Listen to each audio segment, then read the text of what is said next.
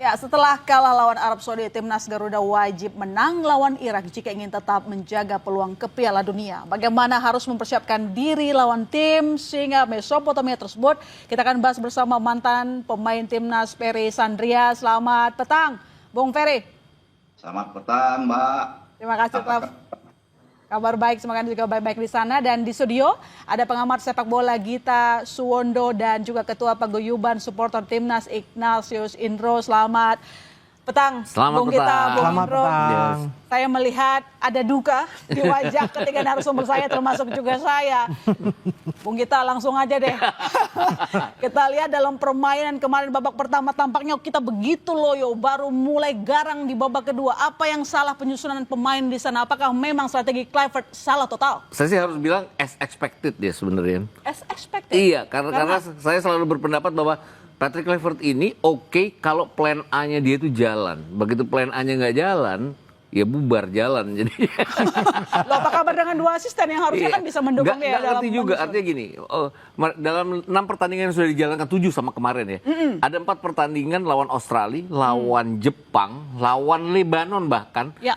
Sama kemarin plan A-nya tuh nggak jalan sama sekali. Terus pilihan first 11-nya dia itu bikin orang kok ini sih gitu loh. Tapi kan kita sebagai hanya pengamat bola bukan sebagai pemain, ya itu kebijaksanaan pelatih ya untuk memainkan siapa ya. Tapi kemarin itu kok Mark Locke, kok Beckham di awal, kadang kan ada kok Jakob Sayuri, sekarang ada Sandy Walsh. Kenapa bukan Sandy? Oke, Jakob oke kalau lawannya itu bisa kita tekan.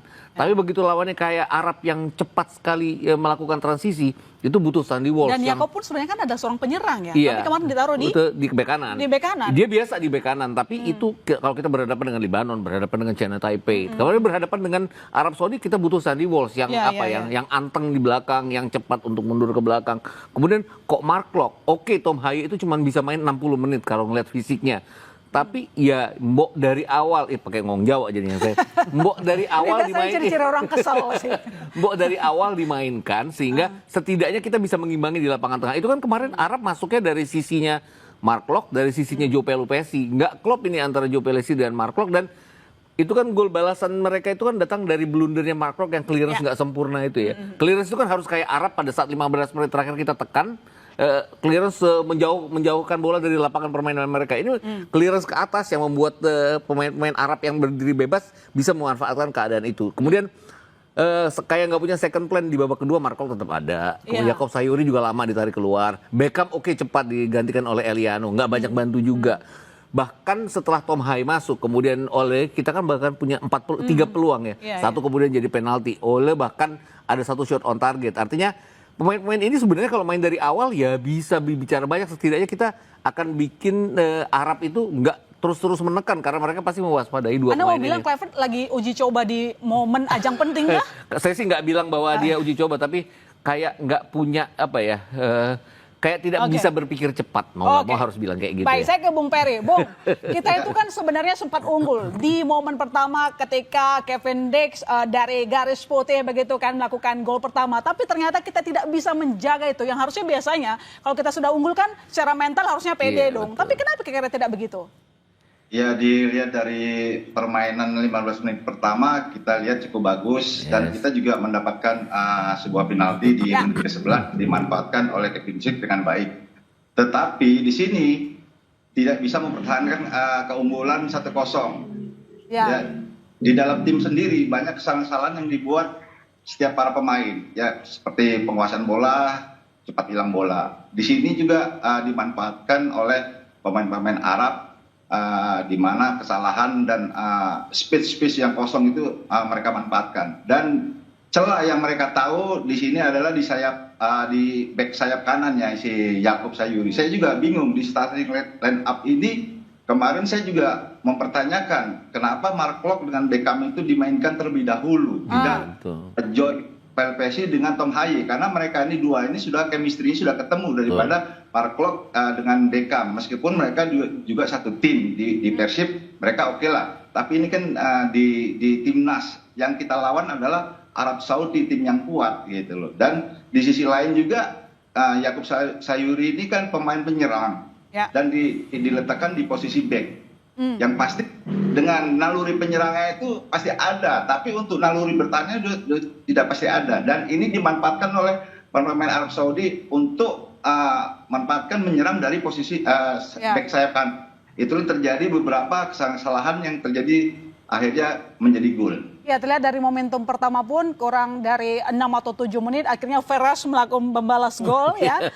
Bisa membaca bagaimana pergerakan timnas. Saya ke Bung Indro, Anda sendiri sepakat dengan pendapat atau analisa dari Bung Gita dan juga Bung Ferry? Kalau saya melihat bahwa ini Patrick Kluivert mengapa melakukan uji coba seperti yang Mbak katakan tadi ya. Ini uji coba yang baru dan nggak ada di saat uji coba ketika melawan China Taipei ataupun Lebanon gitu ya. Tiba-tiba ini baru dari pertama juga saya lebih mengutamakan lebih baik kita main pragmatis karena ini 2 pertandingan penting hidup mati dan lebih baik bermain pragmatis kalau perlu parkir bus atau parkir apa gitu. Yang penting menang. Nah ini yang dapat. Kita cuma sisa 2 pertandingan dan bukan home and away. Nah ini yang menjadi masalah ketika pertandingan pertama kita kalah, kita kan lebih berat lagi untuk di pertandingan kedua. Jadi dari kacamata supporter kecewanya terhadap Patrick Kluivert-nya atau timnasnya yang kurang perform? Kalau saya melihat Patrick Kluivert-nya ya, Patrick Kluivert kenapa dia berani melakukan uji coba di pertandingan kemarin, seperti tadi yang dikatakan Mas Gita gitu ya, ada Mark Locke, ada Beckham gitu ya, dan juga Sayuri gitu. Ya. Ini kenapa ditaruh di tempat-tempat yang sebenarnya jadi mestinya gitu dan harusnya bisa lebih baik. Bung Gita, kan seperti yang kita sampaikan tadi, ya apakah memang Kluivert memutuskan sendiri, tapi yang kita tahu ada Lansar, ada Pastor yang mungkin akan memberikan rekomendasi sehingga muncullah nama-nama yang tadi kita, yang banyak yang kritik, kenapa misalnya bukan Tom Haye dari awal begitu. Ya, saya sendiri nggak tahu ya, artinya gini, kan kalau dilihat track record ke belakang, itu kan ada contoh sebenarnya gimana kita menghadapi Arab Saudi, nggak usah. Ya, tapi balik-balik lagi, setiap orang pasti tidak ingin meniru pendahulunya. Itu pastilah. Iya. Artinya Dia mengubah pola yang awalnya kan dia masih mengikuti caranya STY, tapi kemudian dia mengubah itu kan. Tapi kan kita pernah berhasil bersama STY menghadapi Arab ya, putus menghadapi Arab. Ya. 1 kali imbang, 1 kali kalah. 1 kali menang. 1 kali menang, sorry. 1 kali menang, 1 Kemenangan imbang. itu adalah kemenangan pertama kita dalam sejarah pertemuan kita dengan Arab Saudi. Artinya ini harus jadi contoh. Kita pakai 3 back waktu itu. Kita pakai 3-4-3 jadi 3-5 jadi 3-6-1 kadang-kadang kalau bertahan dan sebagainya menjadi 5-4-1 jadi 5-3-2. Toh kita punya surplus center back yang bagus, ada Rizky Ridho, ada Kevin Dix. Kalau mau pakai Kevin Dix sama Jay, bisa juga dipasang Rizky Ridho jadi center back ketiga. Kemudian kita punya Sandy Walsh di kanan, kita punya Dean James, taruhlah Calvin Verdong kemarin cedera, ada Dean James. Artinya lini belakang kita tuh kuat karena Arab Saudi itu kemarin kayak apa ya? Kayak banjir di mana-mana datang terus gitu loh. Iya. Jadi Kelamaan asik main di gawang kita. Iya, kelamaan asik di gawang. Bahkan kalau kita bilang 15 menit pertama itu oke, kita bisa mengimbangi mereka. Tapi peluang kita kan datang dari tendangan bebas. Tendangan bebas itu terjadi karena salah apa ya? Bola itu berhenti salah penilaian dari back kirinya Arab Saudi sehingga Mileno Jonatas masuk kan. Jadi itu berdasarkan kesalahan orang bukan karena kita luar biasa juga.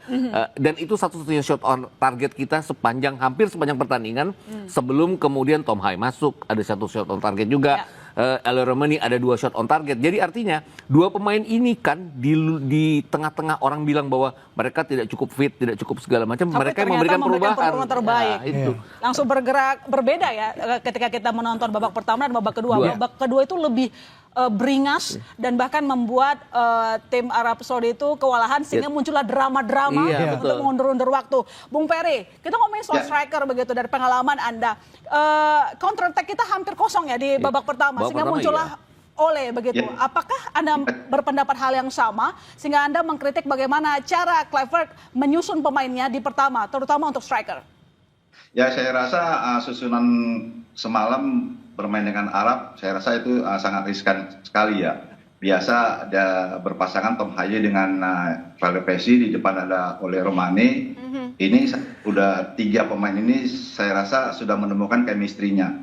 Kita lihat di babak kedua begitu masuk Tom Haye dan Ole, ini membuat perubahan suasana dalam permainan di lapangan itu sendiri. Banyak juga peluang-peluang yang akan terjadi gol. Dan dibandingkan dengan babak pertama ini tidak adanya Tom Haye dan Ole, ini kayaknya tidak ada penyerang-penyerangan yang counter attack. Dan semalam juga saya berharap dua dari wingback ini bisa membantu untuk penyerangan, untuk penyeimbangan penyerangan melalui sayap. Dan dua di gelandang Tom Haye dengan Mark Locke. Di sini Mark Locke tidak jalan dan mati. Makanya kenapa pemain-pemain dari Arab sendiri untuk pemain tengahnya mereka leluasa untuk memainkan bola masing-masing ke sayap ke depan. Ini tidak disangka juga ya dalam permainan semalam. Mark Locke juga di bawah form ya, tidak begitu fit. Oke, waktu dalam uji coba melawan Cina Taipei saya melihat luar biasa kualitas Mark Locke. Tapi ini kan tidak harus disamakan dengan di Piala Dunia, apalagi kita ketemu tim Arab. Kalau bermain dengan tim Cina Taipei, saya rasa masih di bawah kita lah. Ya, Miliano Jonathan kita lihat kemarin seperti underperform ya, padahal di uji coba tampaknya masih oke, tapi ketika main ke lapangan benar-benar pertandingan besar kok tidak kelihatan. Apa yang salah di sana mungkin, Bung Fer? Saya rasa Jonathan harus belum ketemu chemistry-nya dengan yang lainnya. Dia juga bermain di chemistry belum ada tapi diturunin bareng. Ini ada apa ya? Saya rasa kalau di babak awal kalau diturunkan oleh Romane, Jonathan dengan Orat Mangun, saya rasa kalau kemarin bisa diturunkan mereka bermain bertiga, ini lebih berbahaya lagi untuk penyerangan, lebih tajam lagi. Saya rasa kalau bertiga itu diturunkan, saya rasa pemain-pemain bertahan Arab juga harus berpikir panjang gitu loh. Jadi kemarin saya rasa tidak terlalu banyak kerja ya pemain-pemain dari belakang pemain Arab sendiri ya. Karena memang tidak ada yang istimewa kemarin saya lihat. Karena di dua gelandang kita kemarin ada Beckham dengan Mark Locke, ini tidak jalan. Ya mereka dua pemain ini sebagai penyeimbang baik bertahan maupun menyerang. Dalam keadaan menyerang, dua dari gelandang ini tidak ada untuk orang ketiga muncul. Begitu juga dalam bertahan pada saat diserang, gelandang ini kosong. Oke, baik, Bung Indro. Ketika kita kalah melawan Arab Saudi, orang jadinya membanding-bandingkan eranya STY dengan Kluivert. Di zamannya STY ketika Indonesia versus Arab Saudi menang 1 kali, imbang 1 kali. Tapi sekarang malah kita dibekuk oleh Arab Saudi di kandangnya. Anda sebagai supporter melihat ini ada apa? Kenapa? Ya itu sih suatu kewajaran ya, ketika dulu STY ini seolah-olah dielu-elukan, bahkan setelah pertandingan diajak keliling stadion gitu ya. Ini kan benar-benar masyarakat udah jadi jatuh cinta lah sama STY. Dan pergantiannya itu mencurigakan dan ada apa gitu tiba-tiba diganti gitu ya. Nah ini wajar, akhirnya supporter ini menilai kembali ke STY. Bahkan juga ada yang Kluivert out segala sekarang udah keluar.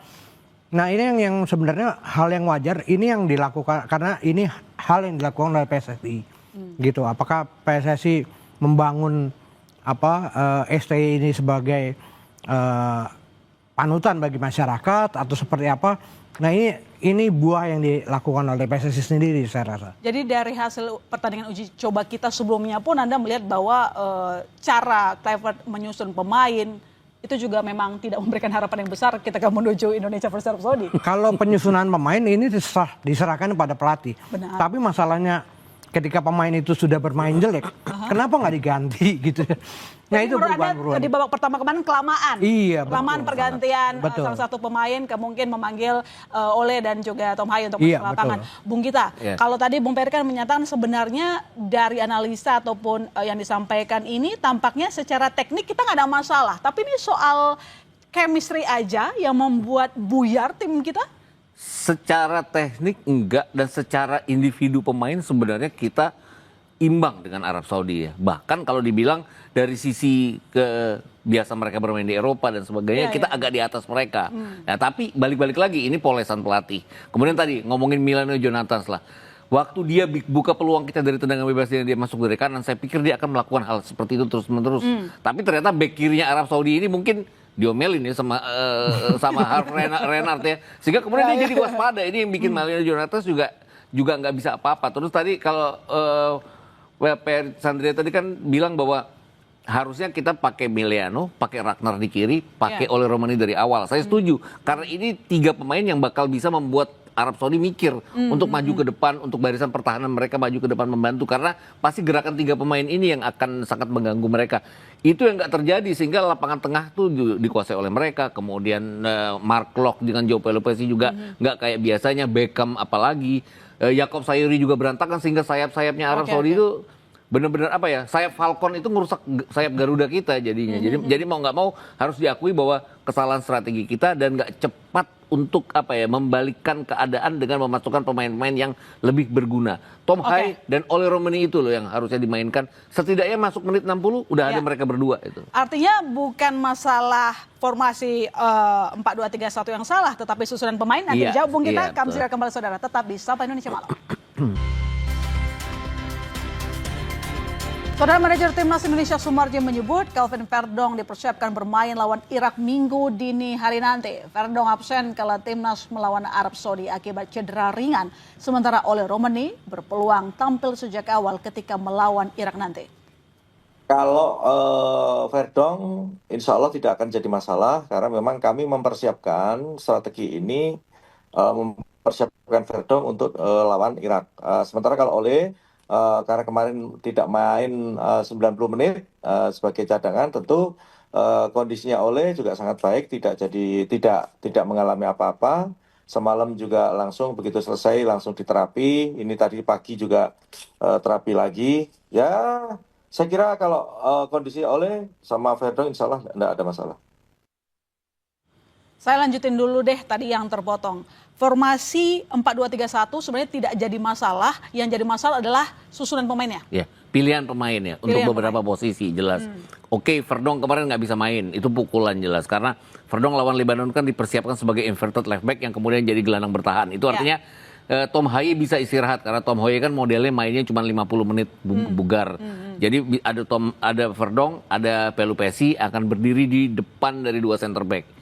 Itu sudah cukup saya pikir. Tapi kemarin dengan nggak ada Verdong ya jadi missing link. Klok yang dimainkan di sana. Harusnya tetap Tom Hai. Apapun Tom Hai biarin aja main selama 70 menit. Nanti kalau mau diganti ya udah. Tapi yang jelas bahwa ada apa ya, tanda kutip Arab itu takut jadinya. Kok ada Tom Hai kan di sana. Tom Hai juga kan yang mengacaukan mereka dalam 2 pertandingan di mana kita draw dan juga kita mencatat kemenangan ya. Mark Locke tanpa mengurangi artinya Mark Locke bahwa dia bermain cukup baik buat Persib, tapi Arab Saudi juga mungkin tidak menganggap bahwa pemain ini berbahaya, jadi selalu dicecar dari sisinya itu aja yang saya pikir Tom salah. Hai jadi catatan untuk Arab Saudi, tapi justru Tom Hai yang tidak diterjunkan lebih dulu di babak pertama oleh pelatih kita begitu ya. Saya ke Bung Fer, yang jadi perhatian kita juga ketika Hafnar, Ijaz dan Rido itu tidak disatukan dalam babak yang sama. Biasanya mereka sangat solid. Apakah Anda melihat bahwa apa yang dilakukan oleh pelatih kita Kluivert ini agak sedikit berisiko? Dia tahu ini penting untuk warga Republik Indonesia, tapi dia main coba-coba. Ini namanya membangunkan singa tidur, Mas. Ya, saya harap untuk pertandingan lawan Irak nanti jangan pakai sistem lagi coba-coba pemain lagi ya. Karena 3 pemain ini, Ijaz, Hafnar, Skiredo, ini mereka chemistry-nya sudah terlalu lekat banget ya. Di samping juga didampingi dengan ada Kevin Dzik dan Verdong di sayap kanan kiri. Ini tiga center back ini saya rasa menurut saya ini sangat kuat. Contoh kita juga sudah teruji 3 pemain ini waktu melawan Cina kita menang 1-0 di kandang. Ini menunjukkan bahwa mereka benar-benar pemain yang solid untuk ditembus gitu loh. Selain itu juga untuk Hafnar juga dia pemain yang temperamental ya. Tapi Ijaz dengan Rizky Ridho ini bisa memberikan bahasa-bahasa untuk melembutkan, jangan terlalu ambil habis untuk pemain, jangan terlalu dikasarin. Waktu kali juga kita bertemu dengan pemain Arab waktu itu dia marah waktu dengan sliding. Ini juga 3 pemain ini juga sangat disiplin sekali untuk menjaga lawan dan bisa menutup pergerakan apabila Kevin Dzik bisa dilewatin. Di sini ada Rizky Ridho yang bisa menutup. Dan kemarin saya lihat pemain kita lawan Arab di 4 center back ini saya rasa mereka tidak disiplin, malah mereka memberikan ruang untuk pemain Arab untuk pergerakan, memberikan ruang untuk bisa menciptakan suatu peluang ke gawang kita. Maka terjadilah kemarin banyak speed yang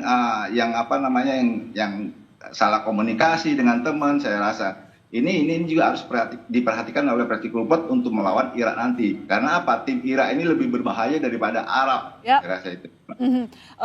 Bung Indro, kalau kita lihat kan kemarin Verdong absen, sekarang katanya akan tampil minggu dini hari nanti. Apakah sebagai supporter Anda merasa ini harapan baru atau sudah mulai agak deg-degan? Soalnya sama Arab Saudi aja salah, gimana sama Irak, kan? Iya, sebenarnya agak aneh juga kalau misalnya dikatakan tadi Pak Sumarji ya bahwa Verdong disiapkan untuk Irak. Udah nggak bisa kayak gitu karena ini tinggal 2 pertandingan. 2 pertandingan ini dua-duanya penting. Ibaratnya final, 2 final yang harus dilakukan oleh Indonesia. Jadi seluruh pemain terbaik, permainan terbaik juga harus ditunjukkan. Baik melawan Arab Saudi maupun Irak. Bahkan Arab Saudi seharusnya kan ini pertandingan pertama ya. Itu yang kita harus mengambil angka terlebih dahulu, minimal seri. Untuk kita di pertandingan kedua lebih mudah kita tidak harus menang di atas 2-0 gitu ya. Nah ini yang harus dipikirkan sebenarnya sebelum pertandingan kemarin gitu. Bung Ita gimana? Verdong turun lalu kemudian beberapa mungkin formasi yang tadi ya. Jangan malu-malu lah untuk Clever menurunkan andalan. Jangan anggap bahwa itu peninggalan pelatih sebelumnya. Turunin aja yang paling hebat. Sebenarnya nggak harus berpikir gengsi atau malu peninggalan sebelumnya. Artinya gini, di dalam kita kerja pun kalau peninggalan sebelumnya oke kan kita tiru juga gitu loh. Iya kan? Walaupun dengan tambahan-tambahan dari kita. Benar. Artinya sekarang kan ada Dean James, ada Calvin Verdong. Siapapun bisa jadi back kiri. Dean James juga, Calvin Verdong juga bisa jadi gelandang bertahan. Kemudian kalaupun tadi yang Bang Peri bilang tadi bahwa Hopner itu emosional, takutnya terkena provokasi, kemudian dia kena kartu merah. Toh ada Kevin Dix, ada Jay Izzes, ada Rizky Ridho yang di Persija biasa main sebagai center back kiri. Bisa tiga-tiganya dimainkan. Sandy Walsh di kanan, Calvin Verdong atau Dean James tetap di kiri. Kemarin itu Dean James mungkin karena takut diserang terus dari sisi sayap, dia jarang sekali jadi maju ke depan. Dia lebih konsentrasi ke belakang. Itu jadi mengurangi. Kalau kita pakai 3 center back, 2 back kanan ini akan punya kesempatan untuk mencoba maju, untuk tidak terlalu harus cepat untuk mundur ke belakang. Ini yang saya pikir juga harus dipikirkan oleh Patrick Kluivert kalau dia punya kemampuan berpikir cepat ya. Artinya kan dalam 6 pertandingan yang sudah dia mainkan, dia kadang-kadang nggak bisa berpikir cepat pada saat dia mentok. Dia oke lawan Bahrain, lawan Cina dia berpikir cepat karena ya semuanya mulus sesuai rencana. Kita kan baru diuji cara berpikir kita kalau tidak berjalan sesuai aja dengan rencana. Ya, oke. Bung Ferry, kita mau lawan Irak, ini bukan lawan yang mudah. Yang tadi kita bilang ya, secara catatan rekor sama Arab kita pernah menang. Tapi kalau sama Irak, waduh, lihat dulu rekornya, bahkan hampir tidak pernah menang begitu.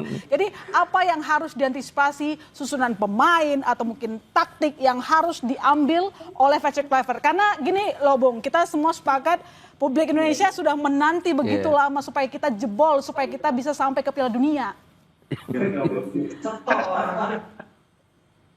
Ya, saya rasa ingin melawan Irak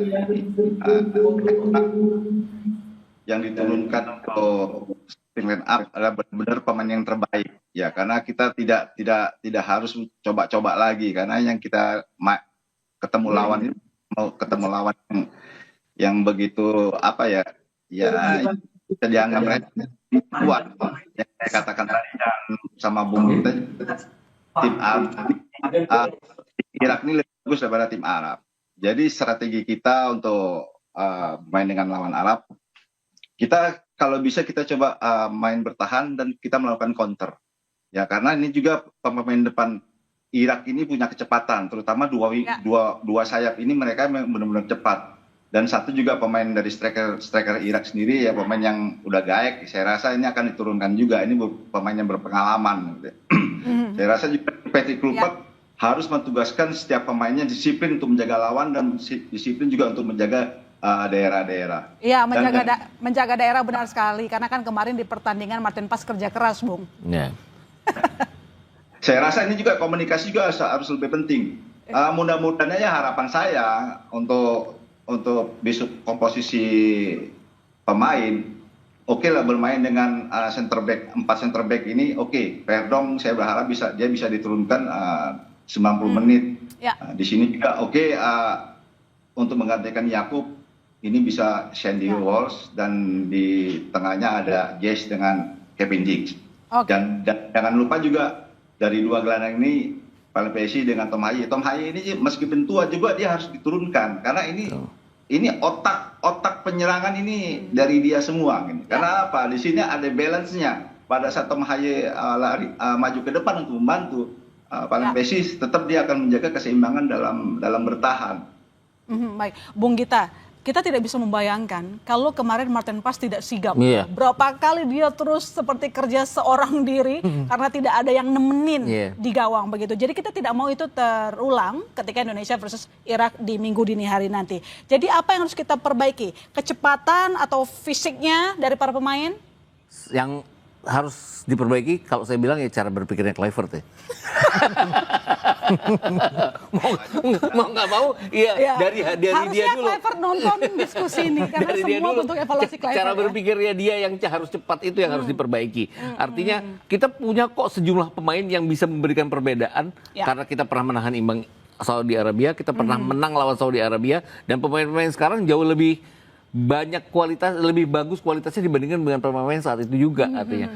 Dan kenapa nggak dimanfaatin pilihan pemain itu tadi. Saya setuju dengan Bang Peri bahwa Tom Haye harus main sejak awal, Ole Remeni main sejak awal. Kita punya Ragnar yang bagus di kiri, kita punya Meliano Jonathans yang bagus di kanan, kemudian ada Calvin Verdong juga, udah lengkap semuanya kalau mereka dalam kondisi fit. Tapi yang itu tadi, kalau kita sampai berantakan plan awal kita harus cepat. Itu kita Harus ada plan yang lain. waktu kita 1-1 melawan Arab Saudi, itu apa yang dilakukan Sintayong adalah kita menekan, kita unggul, tapi kemudian Arab Saudi kan bagus transisinya, menekan kita. Kita tuh cepat menutup pertahanan kita dengan baik sehingga tidak membuat mereka punya peluang. Kemudian kalau dibilang kemarin ball position kita oke dibandingkan dengan 2 pertandingan melawan Arab Saudi. Tapi hasilnya nggak oke jadinya. Jadi percuma jadinya ball position kalau hasilnya nggak oke. Oke, Bung Indra, ini kalau dilihat tadi kita tentu harus memberikan kredit kepada Martin Paes dan juga timnas yang lain ya. Tapi apakah menurut Anda memang Martin Paes harus lagi dan terus dia aja yang diturunkan untuk lawan Irak nanti? Untuk lawan Irak tentunya Martin Paes ya, karena memang menunjukkan performa terbaik dia. kemarin sudah menunjukkan performa terbaik. Dan yang harus dilakukan oleh Patrick Kluivert juga mengajarkan para pemain kita agar jangan jahil ya ketika di kandang sendiri gitu ya. Tarik baju itu karena ini udah zamannya VAR gitu. Zamannya VAR ibarat kita mau ngambil sesuatu di minimarket ada CCTV. Kan seperti itu. Nah, ini yang harus terus diupayakan oleh Patrick Kluivert, mengajarkan ke para pemain kita untuk hati-hati terhadap VAR gitu. Ini bahaya. Nah, ini juga yang harus tekankan pada Patrick Kluivert kepada seluruh pemain kita. Menyambung apa yang disampaikan Bung Indro, Bung Ferry.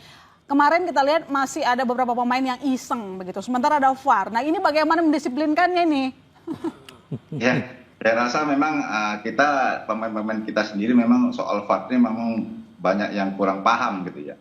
Yang benar dikatakan Bung Redo tadi, seperti di supermarket ya, mengambil sesuatu apapun tetap ada CCTV meskipun tidak ketahuan. Nah, kemarin juga dilakukan oleh Yakub Sayuri ya, meskipun masih tidak melihat, tapi ini kan kita ketemu tim Arab yang banyak drama, yang terlalu banyak actionnya.